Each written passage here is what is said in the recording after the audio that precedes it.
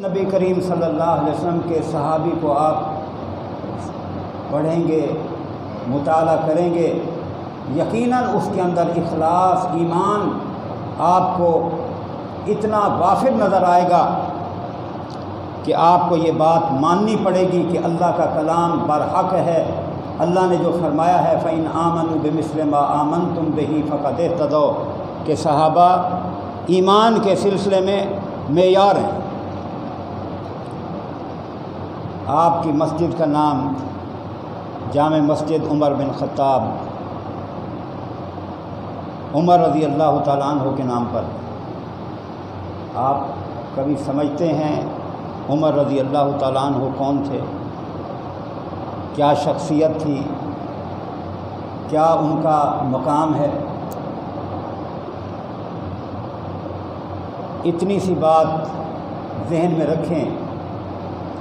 جامع ترمذی میں روایت موجود ہے، نبی کریم صلی اللہ علیہ وسلم نے فرمایا لو کان بعدی نبی لکان عمر بن الخطاب، اگر میرے بعد کوئی نبی ہوتا تو عمر بن خطاب رضی اللہ تعالیٰ عنہ ہوتے۔ یعنی نبی کریم صلی اللہ علیہ وسلم کے بعد اگر نبوت جاری رہتی، کوئی اور نبی اللہ بناتا تو کسے بناتا؟ عمر بن خطاب رضی اللہ تعالیٰ عنہ۔ وہ عمر بن خطاب رضی اللہ تعالیٰ عنہ نبی کریم صلی اللہ علیہ وسلم کو مشورہ دیتے ہیں، اللہ تعالیٰ ان کے مشورے کو قرآن بنا کر نازل کر دیتا ہے۔ مشورہ دیا کہ اپنی بیویوں کو حکم دیں کہ وہ پردہ کریں۔ عمر رضی اللہ تعالیٰ عنہ نے پردہ کرنے کے بارے میں مشورہ دیا نبی کریم صلی اللہ علیہ وسلم کو۔ اللہ تعالیٰ نے آیت حجاب نازل کر دی سورہ احزاب کی، یا ایھا النبی قل لازواجک و بناتک و نساء المؤمنین یدنین علیہن من جلابیبہن۔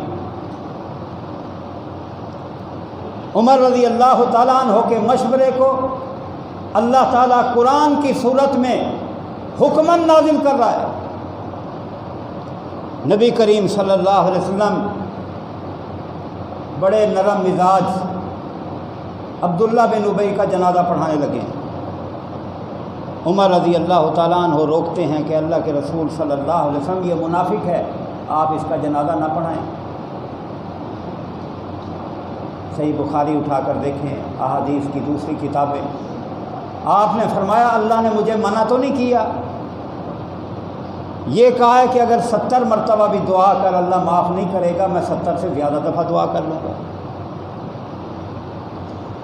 طبیعت میں نرمی ہے، آپ نے جنازہ پڑھا دیا۔ عمر رضی اللہ تعالیٰ عنہ نے جو تجویز پیش کی تھی، اللہ نے قرآن نازل کر دیا وَلَا تُصَلِّ عَلَىٰ أَحَدٍ مِّنْهُمْ مَاتَ أَبَدًا وَلَا تَقُمْ عَلَىٰ قَبْرِهِ۔ سورہ توبہ پڑھ کر دیکھیں، اللہ تعالیٰ فرما رہا ہے کہ جو اس قسم کا کوئی منافق پلید مر جائے اس کا نماز جنازہ نہیں پڑھنا، اس کی قبر پر جا کر کھڑے بھی نہیں ہونا۔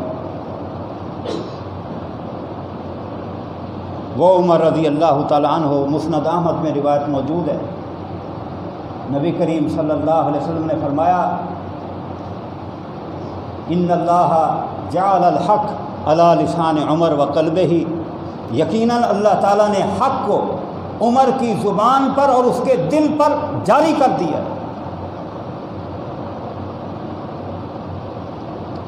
یعنی الہامی شخصیت، اللہ تعالیٰ ان کے دل میں صحیح باتوں کو القاء کرتا ہے، ڈالتا ہے، زبان پر بھی حق جاری ہوتا ہے، دل کے اندر بھی اللہ نے حق رکھ دیا۔ مسند احمد میں یہ روایت موجود ہے، ابو ذر رضی اللہ تعالیٰ عنہ غضیف سے کہتے ہیں کہ میرے لیے اللہ سے بخشش کی دعا مانگو۔ توجہ کریں ذرا، ابو ذر رضی اللہ تعالیٰ عنہ کیا کہتے ہیں غضیف سے کہ میرے لیے اللہ سے بخشش کی دعا کریں۔ غضیف کہتے ہیں کہ آپ مجھ سے شان میں، مرتبے میں کہیں زیادہ ہیں، آپ میرے لیے دعا کریں نہ کہ میں آپ کے لیے دعا کروں۔ ابو ذر رضی اللہ تعالیٰ عنہ کا جواب سنیں۔ محمد رسول اللہ صلی اللہ علیہ وسلم کی حدیث پر کتنا ایمان ہے، کتنا یقین ہے، کتنا تیقن ہے۔ آج اس یقین کی کمی ہے۔ یہ یقین ہمارے دلوں میں پیدا ہو جائے، اللہ کی رحمتیں اور برکات اتریں، مسلمان ذلیل نہ ہوں۔ مسلمانوں کے پاس تعداد بھی ہے، اسباب بھی ہیں، لیکن مسلمان ذلیل ہیں، خوار ہیں۔ بات کیا ہے کہ زبان کے اعتبار سے قرآن حدیث کو مانتے ہیں، عملی طور پر اسے قبول کرنے کے لیے تیار نہیں، الا ماشاء اللہ اللہ کے بندے۔ ابو ذر رضی اللہ تعالیٰ عنہ نے کیا جواب دیا حذیفہ کو کہ میں نے محمد رسول اللہ صلی اللہ علیہ وسلم سے سنا، آپ نے فرمایا اللہ نے حق کو عمر کی زبان پر، اس کے دل پر جاری کر دی ہے۔ اور میں نے ایک دن عمر بن خطاب سنا، فرما رہے تھے نیک آدمی ہے، اچھا آدمی ہے، صالح آدمی ہے۔ جب عمر رضی اللہ تعالیٰ عنہ نے تیرے بارے میں یہ کہا کہ حذیفہ صالح آدمی ہے، اچھا آدمی ہے، تو عمر کی زبان پر حق جاری ہے، میں کیوں یقین کر رہا ہوں؟ محمد رسول اللہ صلی اللہ علیہ وسلم نے فرمایا کہ ان اللہ جعل الحق علی لسان عمر وقلبہ۔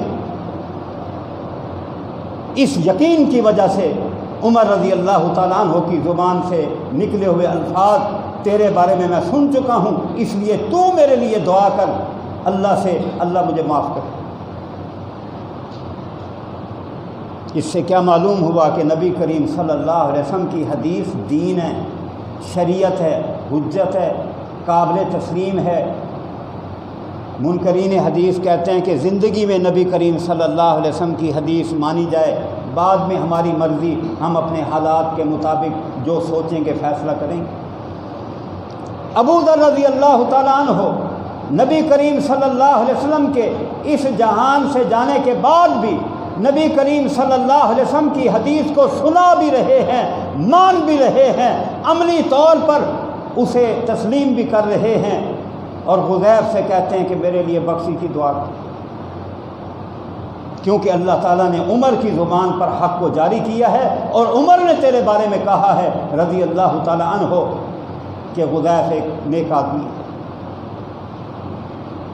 اس لیے میرے بھائیوں، بڑی مثالیں ہیں، وقت تھوڑا ہوتا ہے، تو اگر آپ ان کی طرف غور کریں، جو باتیں آپ کو کہی جا رہی ہیں، تو آپ کو پتہ لگے گا کہ عمر رضی اللہ تعالیٰ عنہ کا کیا مقام اور شان ہے۔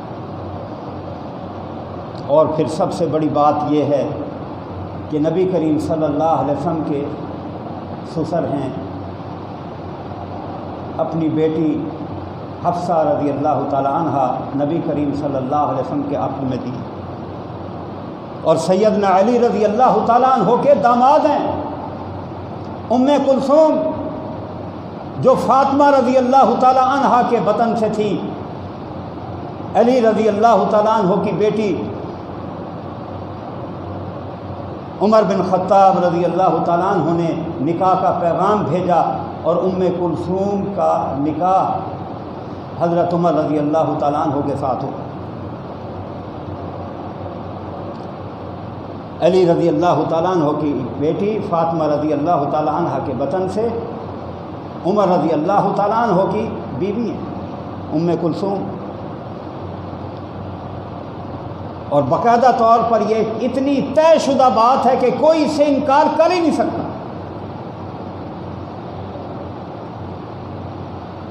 اصول کافی وغیرہ میں، فروع کافی میں لکھا ہوا ہے کہ بیوہ کہاں عدت کے دن گزارے، باب قائم کیا ہے کہ بیوہ عدت کے دن کہاں گزارے۔ جب اس کا خاوند فوت ہو جائے تو وہ بیوگی کے حالت میں عدت کے ایام کہاں گزارے، باب قائم کر کے مثال دی ہے کہ علی رضی اللہ تعالیٰ عنہ نے عمر رضی اللہ تعالیٰ عنہ کی وفات کے بعد، شہادت کے بعد اپنی بیٹی ام کلثوم کو اپنے گھر لے آئے تھے۔ یہ مسئلہ ثابت کرنے لگے ہیں صاحب اصول کافی، فروع کافی یہ مسئلہ ثابت کرنے لگے ہیں کہ جو فوت ہو جائے بیوہ اپنے باپ کے پاس بھی عدت گزار سکتی ہے۔ صحیح اور اصل مسئلہ تو یہی ہے کہ جہاں خاوند کے گھر رہتی ہے وہاں عدت گزارے، اگر وہاں کوئی اس کو تحفظ دینے والا یا حالات نہیں ہیں تو والد کے گھر گزار سکتے ہیں۔ یہ باب قائم کر کے باقاعدہ طور پر کہ عمر رضی اللہ تعالیٰ عنہ کی شہادت کے بعد، وفات کے بعد، علی رضی اللہ تعالیٰ عنہ اپنی بیٹی ام کلثوم کو ان کے بیوہ ہونے پر اپنے گھر لے آئے عدت گزارنے کے۔ یہ بہت بڑا مقام اور بہت بڑا یہ شان ہے، اور خود سیدنا علی رضی اللہ تعالیٰ عنہ سے پوچھا گیا کہ نبی کریم صلی اللہ علیہ وسلم کے بعد امت میں افضل ترین شخص کون ہے؟ سنن ابن ماجہ میں صحیح سند سے روایت موجود ہے، صحیح بخاری میں موجود ہے،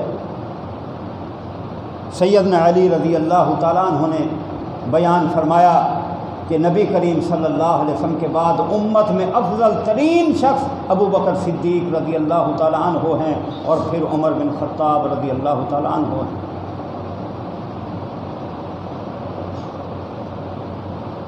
وہ عمر رضی اللہ تعالیٰ عنہ جو اللہ کے دین کے لیے ڈٹ جانے والے، استقامت اختیار کرنے والے، اور اللہ کے دین پر اتنے فرم اور پختہ،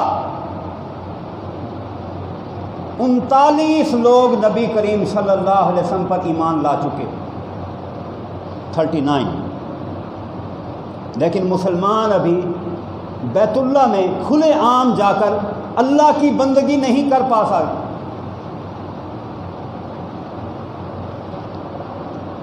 عمر رضی اللہ تعالیٰ عنہ 40ویں مردوں میں سے 40ویں شخص تھے۔ جب اسلام قبول کیا کہنے لگے اے اللہ کے رسول صلی اللہ علیہ وسلم، ہم حق پر ہیں، ہم چھپ چھپا کر نمازیں کیوں پڑھیں، عبادت کیوں کریں؟ نبی کریم صلی اللہ علیہ وسلم کے اصحاب کو اپنے ساتھ لیا، بیت اللہ میں آئے کہ اب ہم کھل کر عبادت نہیں، اب ہم چھپ کر عبادت نہیں کریں گے اللہ کی، بلکہ کھل کر سب کے سامنے عبادت کریں۔ اور اسی وجہ سے ان کو لقب دیا گیا فاروق کا، حق اور باطل میں فرق کرنے والا، امتیاز کرنے والا، کہ باطل دندنا رہا تھا، ایک تسلط اور غلبے کے تحت چل رہا تھا۔ عمر رضی اللہ تعالیٰ عنہ نے جب اسلام قبول کیا تو اس کے بعد انہوں نے باطل کا غلبہ نیست و نابود کیا، اور جب اسلام قبول کیا تو بہت سے لوگ مسلمان ہونے کے بعد اپنے ایمان کو چھپاتے تھے، اور نبی کریم صلی اللہ علیہ وسلم بھی مصلحتاً یہی کہتے تھے کہ اپنے اسلام کو چھپاؤ، ہو سکتا ہے کافروں کی ایذا رسانی کی وجہ سے، تکالیف کی وجہ سے یہ اسلام سے پھر نہ جائے۔ چنانچہ صحیح بخاری میں موجود ہے، ابو ذر رضی اللہ تعالیٰ عنہ نے اسلام قبول کیا، نبی کریم صلی اللہ علیہ وسلم نے فرمایا ابو ذر اپنے ایمان کو مخفی رکھ، جب اسلام کا غلبہ ہو جائے پھر اپنے ایمان کا اظہار کرنا،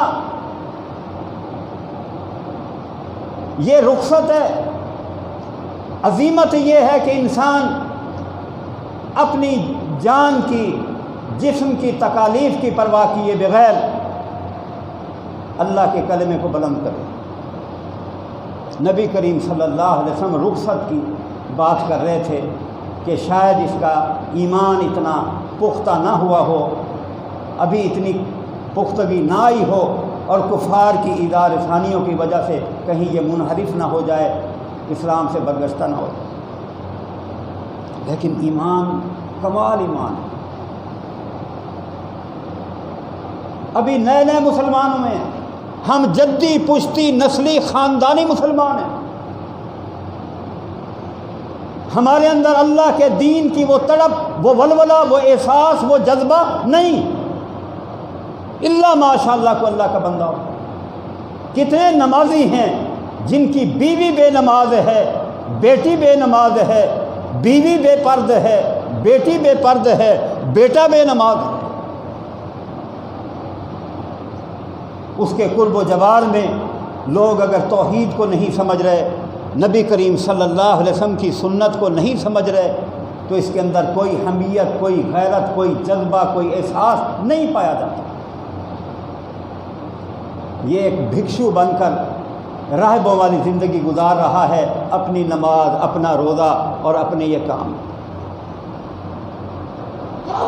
جو کلمہ میں نے اور آپ نے پڑھا ہے، یہی کلمہ نبی کریم صلی اللہ علیہ وسلم کے اصحاب نے پڑھا، لیکن وہ اللہ کے دین کی حمیت اور غیرت والے لوگ تھے۔ وہ اپنی ذات تک، اپنے دین کو، ایمان کو محدود رکھنے والے لوگ نہیں تھے، اور محمد رسول اللہ صلی اللہ علیہ وسلم کا اسوہ بھی یہی ہے، اور قرآن نے پابند بھی یہی کیا، یا ایھا المدثر قم فانذر وربک فکبر وثیابک فطہر والرجز فاہجر۔ اے چادر اوڑھنے والے، اے کپڑا اوڑھنے والے، قم کھڑا ہو، رب کی بڑائی بیان کر، لوگوں کو ڈرا دے، خبردار کر دے، ہوشیار کر دے، اپنے آپ کو بھی پاک صاف رکھ، ہر قسم کی آلائشوں سے دور رہ، لوگوں کو دین کی دعوت دے، دیانتداری سے بتائیں آپ کے دل کے اندر کتنا ایک احساس ہے، کتنی تڑپ ہے، کتنا ولولہ ہے کہ آپ لوگوں کو توحید سکھائیں، آپ لوگوں کو نبی کریم صلی اللہ علیہ وسلم کی سنت کی طرف لائیں۔ آپ کے ذمے یہ نہیں ہے کہ آپ فتوے لگانا شروع کر دیں کہ فلاں کافر، فلاں کافر، یہ نہ آپ کی ذمہ داری ہے، نہ اللہ آپ سے یہ چاہتا ہے۔ آپ کی ذمہ داری یہ ہے، میری ذمہ داری یہ ہے کہ جتنی اللہ نے طاقت دی ہے، اپنی ہمت کے مطابق، طاقت کے مطابق جتنا بس لگتا اور چلتا ہے، لوگوں کو بتائیں کہ اللہ کے سوا کوئی مشکل کشا، کوئی حاجت روا، کوئی بگڑی بنانے والا نہیں ہے، اور اللہ کی بندگی کا ایک ہی طریقہ معتبر ہے، محمد الرسول اللہ، محمد صلی اللہ علیہ وسلم اللہ کے رسول۔ رسول کا مطلب کیا ہے؟ برادری کی بات ایک طرف، رسول کی بات چلے گی، تیری خواہشات ایک طرف، رسول کی بات چلے گی صلی اللہ علیہ وسلم۔ تیرے دوست، احباب، والدین، رشتہ دار قابل احترام ہیں، ان کی عزت کر، محبت کر، اخلاق سے پیش آ، اچھا برتاؤ کر، لیکن حکم کس کا مان؟ خوشی غمی میں، تمام معاملات میں بات کس کی مان؟ محمد الرسول اللہ صلی اللہ علیہ وسلم۔ ہم جدی پشتی نسلی خاندانی مسلمان ہیں، لیکن بے حس ہیں، کوئی دین کی حمیت اور غیرت نہیں پائی جاتی۔ میرے بھائیوں، اخلاق سے، محبت سے، دلیل سے، پیار سے لوگوں کو قرآن حدیث کی دعوت دے، یہ ذمہ داری ہے، نبی اور کوئی نہیں آئے گا، قیامت تک جو ایمان لاتا جائے گا اس پر یہ لازم ہے کہ وہ اپنی ہمت کے مطابق، طاقت کے مطابق جتنا اس کا بس لگتا اور چلتا ہے، لوگوں کو لا الہ الا اللہ محمد رسول اللہ صلی اللہ علیہ وسلم کی دعوت۔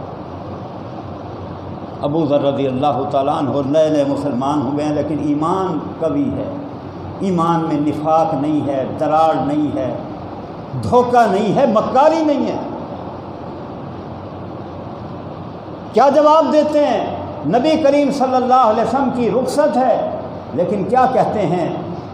والذی بعثک بالحق، اس ذات کی قسم جس نے آپ کو حق کے ساتھ بھیجا ہے، لأصرخن بها بین ظہانیرہم بین اظہرہم، مختلف الفاظ آتے ہیں کہ اللہ کے رسول صلی اللہ علیہ وسلم، میں مشرکین مکہ کے درمیان ببانگے دہل علی الاعلان، ڈنکے کی چوٹ یہ بتاؤں گا کہ اللہ کے سوا الہ کوئی نہیں ہے، اور محمد صلی اللہ علیہ وسلم اللہ کے رسول۔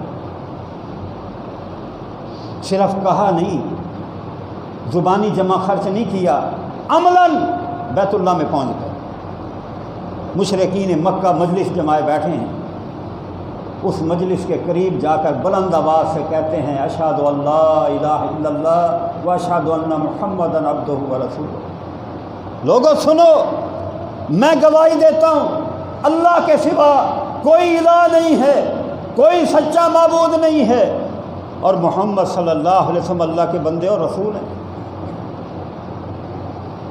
مشرکین مکہ کو یہ اخلاص والا کلمہ کہاں پسند تھا؟ فوراً ٹوٹ پڑے، کوئی تھپڑ مار رہا ہے، کوئی مکہ مار رہا ہے، کوئی جوتا مار رہا ہے۔ ابو ذر رضی اللہ تعالیٰ عنہ کو اتنا پیٹا کہ ان کا چہرہ لولہان ہو گیا، جسم زخمی اور لولہان، بے ہوش ہو گیا، گر پڑے۔ عباس رضی اللہ تعالیٰ عنہ آئے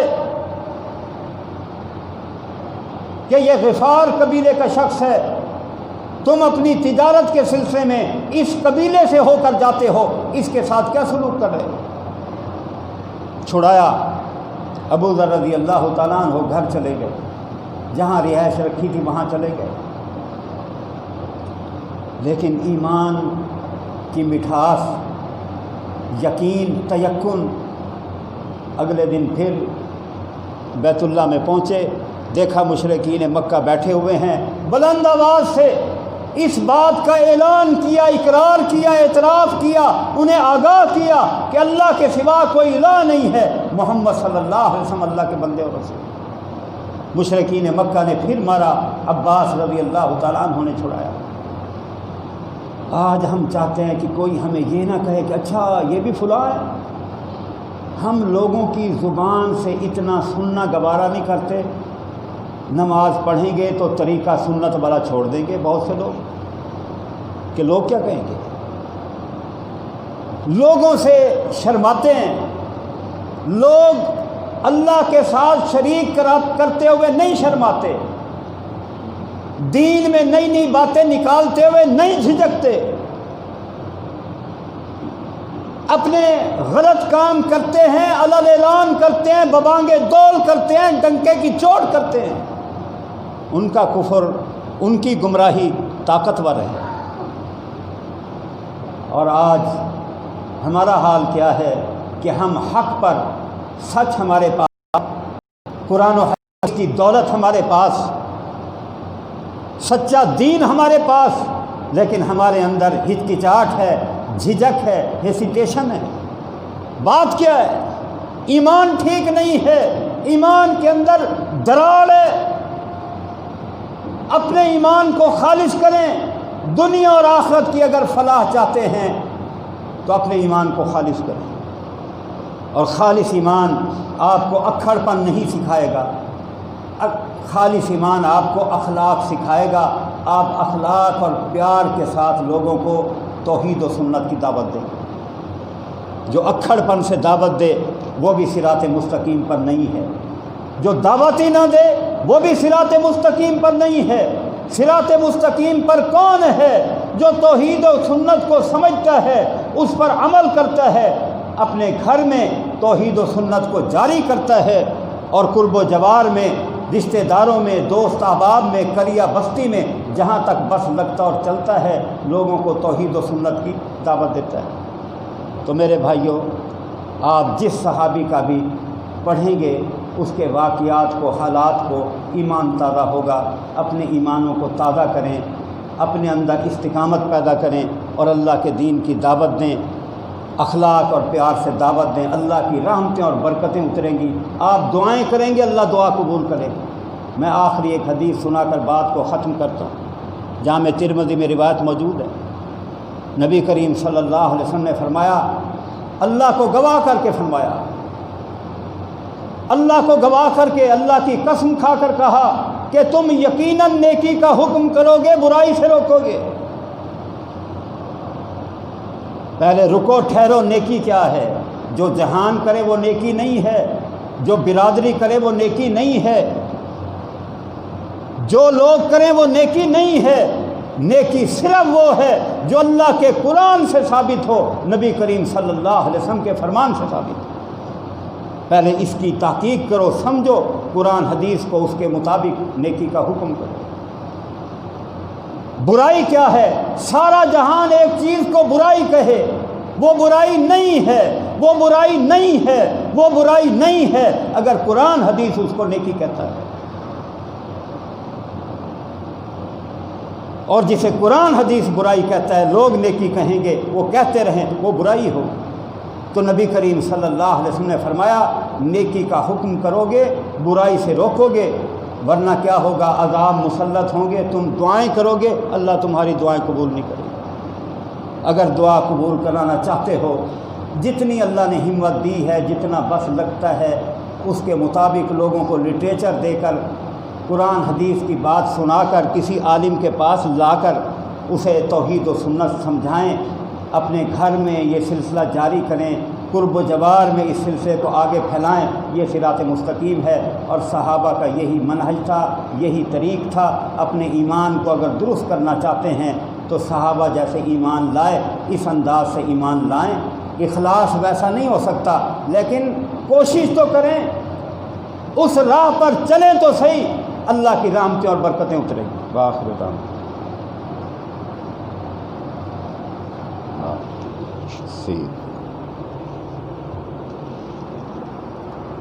اللہ۔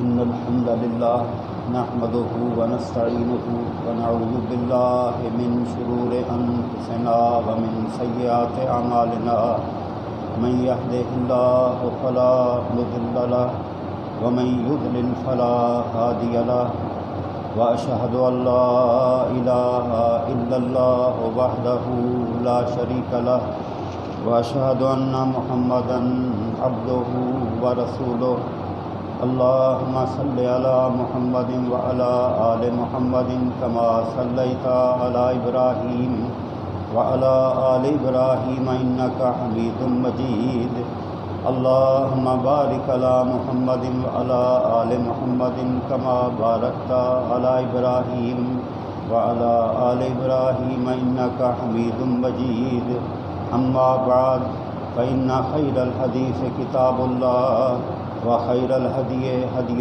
محمد صلى الله عليه وسلم وشر الأمور